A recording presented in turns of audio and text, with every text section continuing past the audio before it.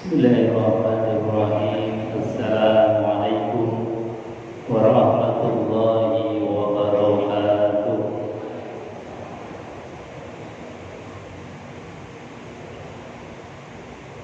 Bismillah, innal hamdalillah nahmaduhu wa nasta'inuhu wa nastaghfiruh wa na'udzu billahi min shururi anfusina wa sayyiati a'malina. Man yahdihillahu fala mudilla lahu wa man yudlil fala hadiya lahu.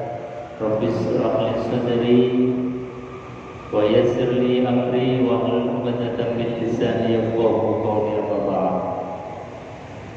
Qala Allah ta'ala fi kitabil karim wa huwa asdaqul qailin. A'udzu billahi samil 'alim minasy syaithanir rajim. Bismillahirrahmanirrahim. Ya ayyuhalladzina amanu taqullaha haqqa tuqatih wa la tamutunna illa wa antum muslimun.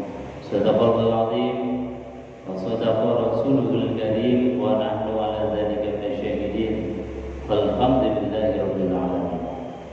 Bapak Ibu hadirin jemaah salat maghrib dan juga kajian ba'da maghrib yang dimuliakan Allah Subhanahu wa taala. Pertama dan yang paling utama, kita bersyukur kepada Allah biqaulina alhamdulillahi rabbil alamin. Karena berkat taufik hidayah dan inayah kita berada di tempat yang mulia ini, bisa ruku, sujud, bisa ta'lim. Ini merupakan nikmat yang besar dari Allah. Maka sekali lagi kita syukuri biqaulina alhamdulillahi rabbil alamin. Kedua kalinya salawat dan salam kita haturkan kehadiran baginda Nabi besar Muhammad sallallahu alaihi wasallam yang teladan ucapan perbuatan beliau kita coba untuk meniru, kita coba untuk ittiba. Mudah-mudahan harapannya kita akan menjadi manusia yang mulia, mulia menurut pandangan manusia, lebih-lebih mulia menurut pandangan Allah Subhanahu wa taala. Maka tidak ada kata kecuali kita harus meniru apa yang menjadi sunnah baginda Rasulullah sallallahu alaihi wasallam. Bapak Ibu hadirin jemaah yang dimuliakan Allah Subhanahu wa taala. Di pertemuan kemarin alhamdulillah telah dibahas tentang bagaimana Rasulullah sallallahu alaihi wasallam ini mendapatkan perintah untuk hijrah dari Makkah ke Madinatul Munawwarah. Di bab yang berikutnya di halaman 65, wa marra sallallahu alaihi wasallam bi Hudaydin ala ummi Ma'bad al-Khuza'iyah.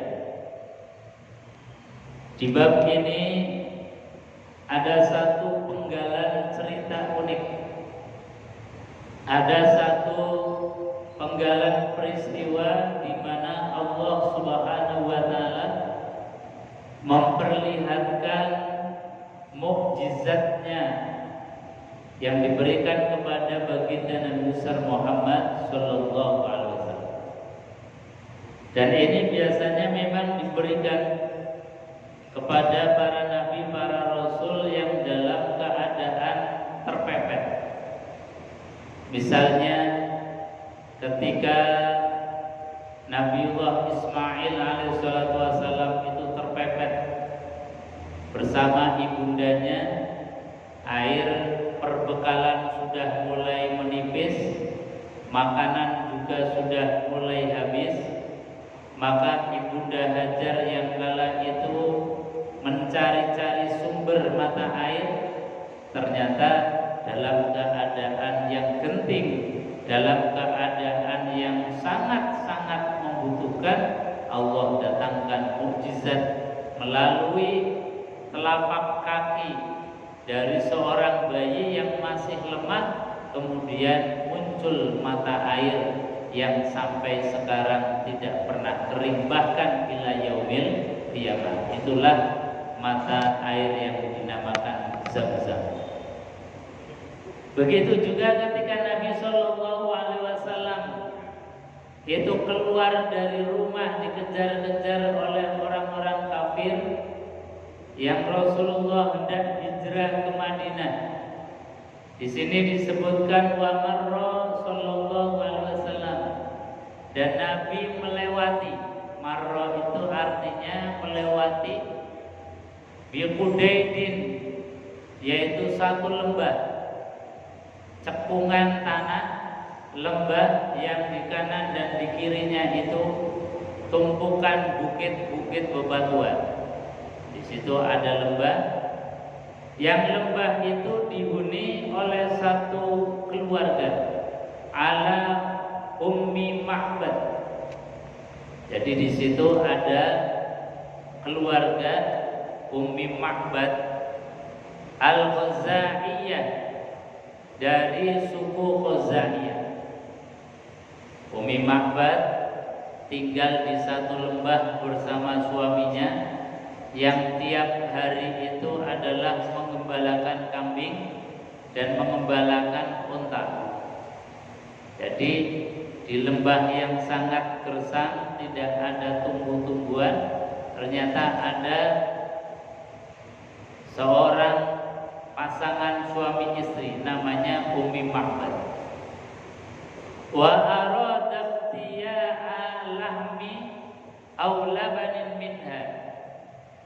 Maka ketika Nabi Shallallahu Alaihi Wasallam itu sampai di rumahnya Ummi Ma'bad, melihat dari ada ternak hewan yang memang menjadi milik beliau, ini kemudian Rasulullah SAW aradat dia hendak membeli lahmin aw labanin, apakah itu daging atau susunya, minha dari ternaknya Ummi Ma'bad. Falam yakun khibahuha li syai'in min zalika qadwa, maka tidak bisa didapati oleh Rasulullah SAW li syai'in apapun min zalika dari ternak-ternaknya Ummi Ma'bad qad hawa, yang memang ternaknya Ummi Ma'bad itu hewannya kurus-kurus banget.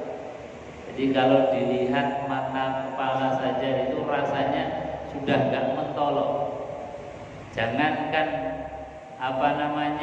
dagingnya, susunya saja gak ada. Nah, di sini kemudian nanti muncul kemuliaan yang Allah berikan kepada baginda Rasulullah Sallallahu Alaihi Wasallam.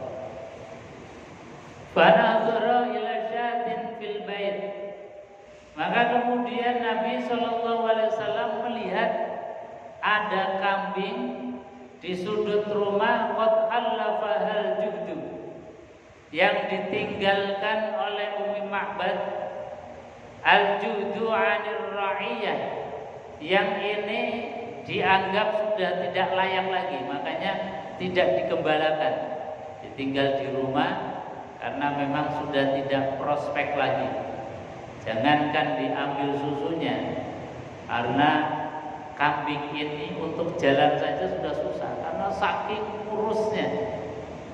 Tapi ini dilihat oleh Rasulullah Sallallahu Alaihi Wasallam. Fasta'zanaha fi halbiha, maka kemudian Rasulullah Sallallahu Alaihi Wasallam melihat kambing yang sangat kurus ini, minta izin kepada Ummi Ma'bad. Fa'adzinat wa qalat law kana biha halbun la asabnahu. Maka kemudian Ummi Ma'bad menyilahkan saja, ya silahkan saja kalau mau diperas susunya. Wong itu sudah kambing kering, kambing kurus, gak ada apa-apanya. Kata Ummi Ma'bad, faqalat law kana biha halbun la asabna. Andai kata ini masih bisa diperas, maka pasti sebelum engkau datang wahai fulan, maka pasti kambing ini sudah aku peras, karena memang sudah tidak ada persediaan apa-apa. Tapi karena kambing ini sudah tidak bisa lagi diperas, maka kami biarkan saja. Ini kata Ummi Ma'bad. Maka kemudian Rasulullah SAW diizinkan untuk mendekati kambing itu, dan kemudian diusaplah kambing ini dengan izin Allah Subhanahu wa taala luar biasa. Setelah mendapatkan izin, famasaha ad-dar'a minha wa da'allahu maulahu wa waliyah. Kemudian Nabi sallallahu alaihi wasallam mengusap-usap kambing yang kurus tadi. Ad-dar'a minha, yang sudah tidak ada susunya, wa da'allahu maulahu wa waliyah. Maka kemudian sambil diusap-usap kambing kurus itu, Nabi sallallahu alaihi wasallam berdoa, ya Allah, kalau memang Engkau menghendaki untuk adanya susu melalui kambing kurus ini, maka pasti tidak akan ada yang sanggup untuk menghalang-halangi. Ini doanya Rasulullah SAW. Jadi kalau Allah sudah mengizinkan apapun bisa jadi.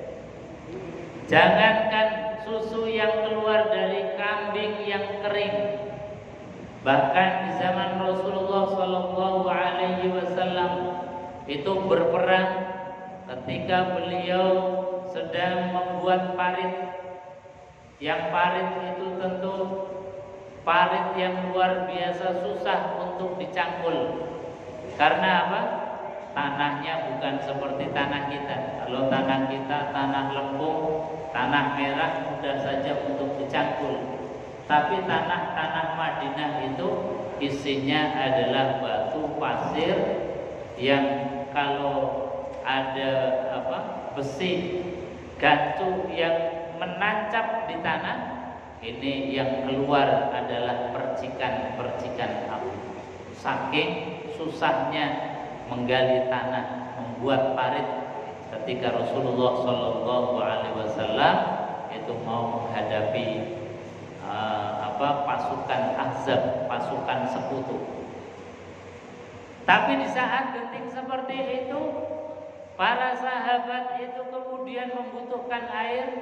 Dari sela-sela jerinya Rasulullah SAW, jarinya Rasulullah keluar air untuk diminum oleh para sahabat.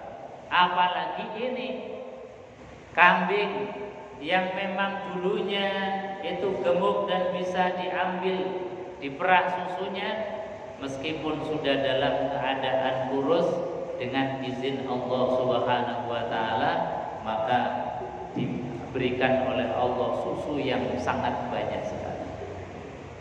Jadi di sini diriwayatkan wada'allahu maulahu wa waliyah. Setelah Nabi mengusap-usap kambing tadi sambil berdoa, fatarrat fahalaba wasaqa kullam minal qaumi wa ara. Maka kemudian mengalirlah susu dari kambing yang kering tadi, dari kambing yang sangat kurus tadi. Wasaqa kullam minal qaum, kemudian Rasulullah SAW memberikan setiap orang yang beliau temui itu dari air susu yang diambil dari kambing yang sangat kurus tadi. Summa halaba wa mala'al inah, bahkan Rasulullah SAW memerah kambing tadi, wa mala'al inah, sampai memenuhi bejana-bejana, tempat-tempat yang biasa untuk menyimpan susu. Semuanya penuh. Bukan hanya diberikan kepada orang-orang, tetapi Nabi menyisakan dengan mengisi tempat-tempat susu tadi, semuanya penuh. Ini berkahnya baginda Rasulullah SAW. Wa ghadara ghuladain, maka kemudian Rasulullah SAW pun Sebelum meninggalkan Umi Ma'bad, beliau meninggalkan air susu yang sangat banyak. Ayatan jaliyah, ini sebagai bukti ayat yang sangat jelas bahwasanya sebagaimana janji Allah di dalam Al-Qur'anul Karim, wa may yattaqillaha yaj'al lahu makhraja wa yarzuqhu min haitsu la yahtasib. Wa may yattaqillah, barang siapa yang bertakwa kepada Allah Subhanahu wa taala, menggantungkan sesuatunya bukan kepada makhluk, menyandarkan hanya kepada Allah Subhanahu wa taala, maka ketika ada makhluk hanya bersandar, hanya memohon kepada Allah Subhanahu wa taala, yaj'al lahu makhraja, maka pasti Allah berikan solusi, jalan keluar. Ini janji Allah. Tapi kalau ada orang masih merasa mampu, atau ada orang bersandarnya kepada makhluk, ini biasanya dibiarkan oleh Allah Subhanahu wa taala. Kenapa dibiarkan?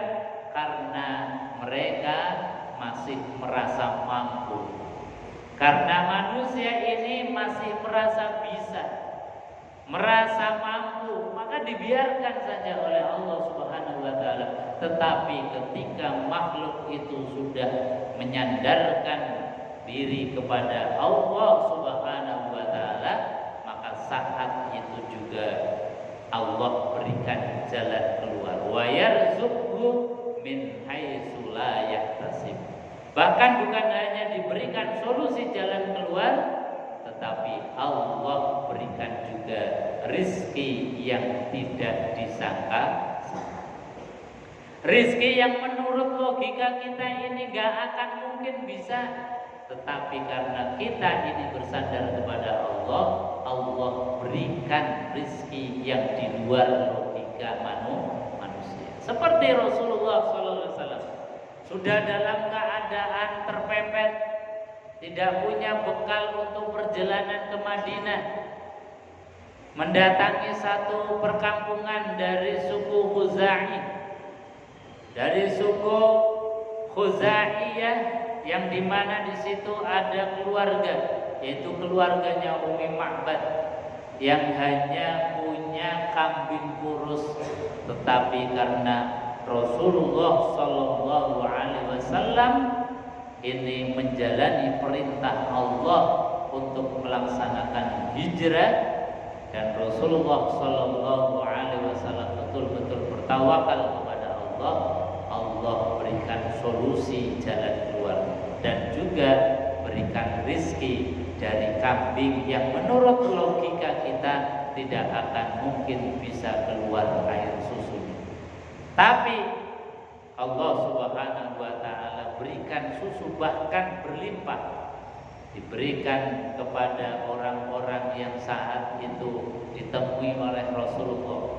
Juga Rasulullah SAW memeras kambing tadi, kemudian disimpan di bejana-bejana yang menjadi milik Umi Ma'bad.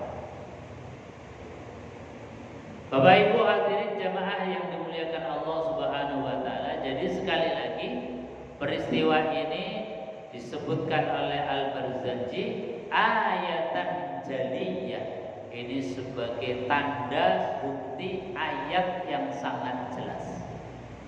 Maka ini menjadi pelajaran bagi kita. Kalau kita punya problem hidup, punya masalah hidup, jangan pernah kita kemudian merasa mampu untuk menyelesaikannya sendiri. Kita datanglah kepada Allah, hadirlah kepada Allah Subhanahu wa taala, minta solusinya. Kadang-kadang kita ini karena diberikan harta oleh Allah banyak, ketika misalnya diberikan ujian, sakit dan lain sebagainya, ada rasa dengan harta yang banyak ini kita bisa nyari kesembuhan. Atau ketika kita diberikan oleh Allah ujian apapun, dengan ilmu kita, dengan kepintaran kita, merasa mampu untuk mencari solusinya. Kadang-kadang Allah ditinggalkan. Nah, ini yang salah. Jadi pelajaran dari perjalanan Rasulullah singgah di satu lembah bertemu dengan Umi Ma'bad, Rasulullah mengajarkan jangan pernah meninggalkan Allah dalam keadaan apapun, termasuk ketika kita sedang dalam keadaan diuji oleh Allah. Hadirilah Allah, datangilah Allah, mintalah solusi dari Allah Subhanahu wa ta'ala. Insya Allah Allah berikan solusi yang tidak menunggu waktu yang lama.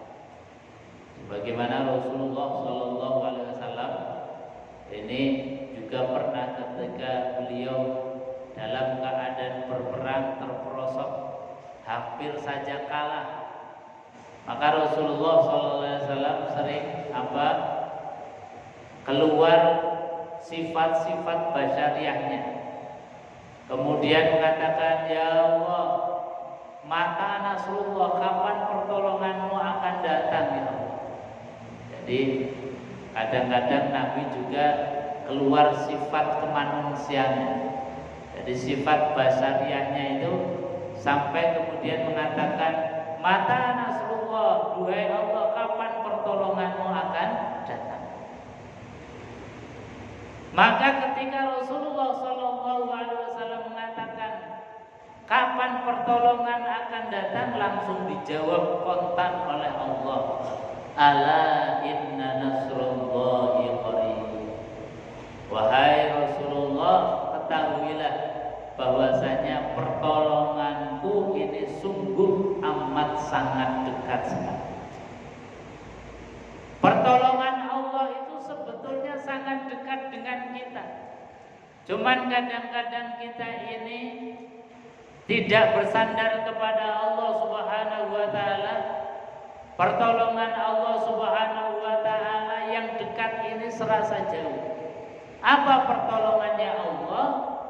Yaitu memanage hati kita dengan hati yang selalu bersyukur kepada Allah Subhanahu wa ta'ala. Itu sebetulnya adalah pertolongan yang luar biasa. Pertolongan Allah sangat dekat sekali dalam keadaan apapun. Misalnya kita diberikan ujian sakit. Kalau hati ini menerima dengan ikhlas, menerima dengan rela ridho, itu sebetulnya ketika kita ikhlas, rela ridho menerima keputusan Allah, yaitu keputusan sakit, saat rela itu separuh obat sudah Allah berikan kepada kita.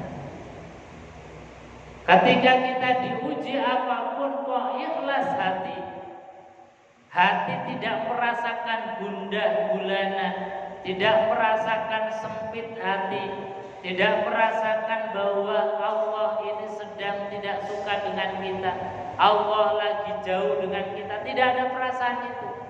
Yang ada adalah, ya Allah, Engkau berikan nikmat sakit, pasti ada rahasia di balik sakit ini. Ya Allah, alhamdulillah diberikan nikmat sempit harta, maka pasti ada rahasia di balik sempitnya ekonomi. Ya Allah, kami sedang diuji dengan berbagai macam persoalan. Sebetulnya kalau kita punya ilmunya, kemudian menerimanya dengan hati yang lapang, itu adalah anugerah yang luar biasa dari Allah. Karena apa?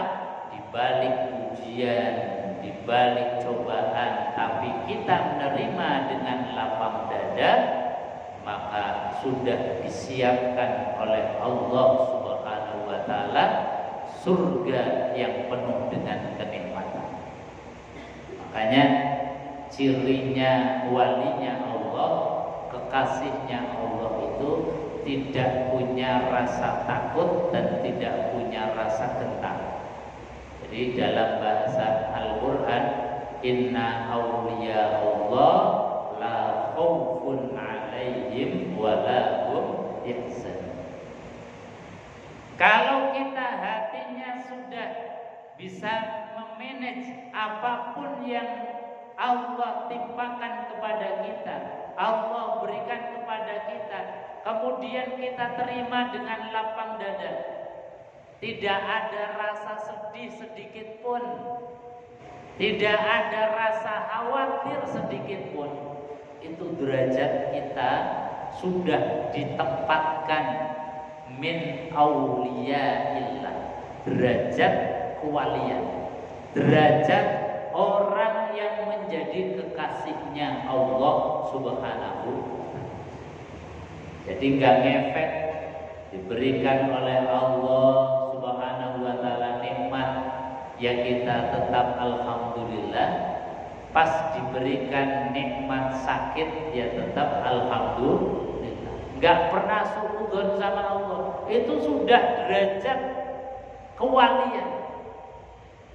Derajatnya, makomnya sudah makom tinggi.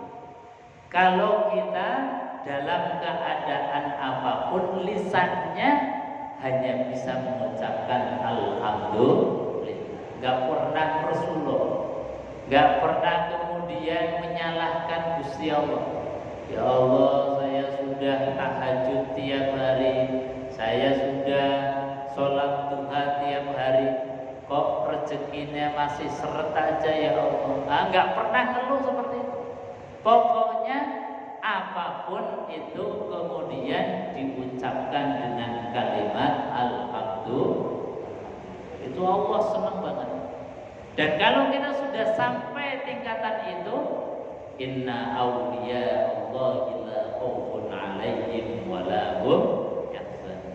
Jadi walinya Allah itu punya dua ciri, punya dua sifat, tidak pernah sedih, tidak pernah khawatir, tidak pernah punya rasa takut. Jadi yang ada adalah optimisme, yang ada adalah husnuzon kepada Allah. Apapun yang diberikan Allah, itulah yang terbaik untuk kita. Bapak Ibu hadirin jemaah yang dimuliakan Allah Subhanahu wa taala.